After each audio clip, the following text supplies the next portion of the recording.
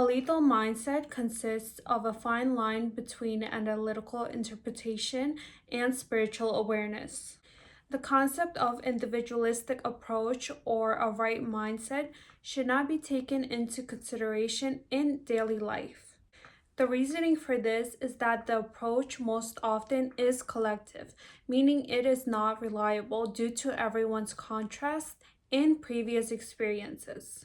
Your mindset is a reflection of your internal state, meaning it is easily detectable what you value, what you desire, and what you fear based on your previous experiences. A collective mindset is not a wise approach to take because it is a representation of a group of people rather than your individual self.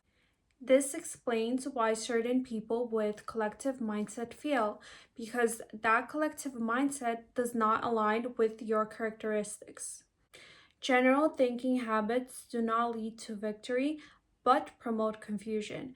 You as a person need to know your strengths and your weaknesses. This is how you learn to understand yourself and your personality.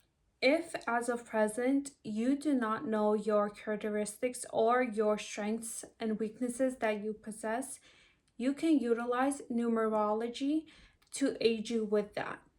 Although this method cannot be fully reliable, it does give you a sense of direction. Something that I personally used and I believe helped me is I went to AI and I used the prompt of my birthday, date, year, month, and then I stated, give me my life path. Life path in numerology is associated with your core strengths and weaknesses and your core identity.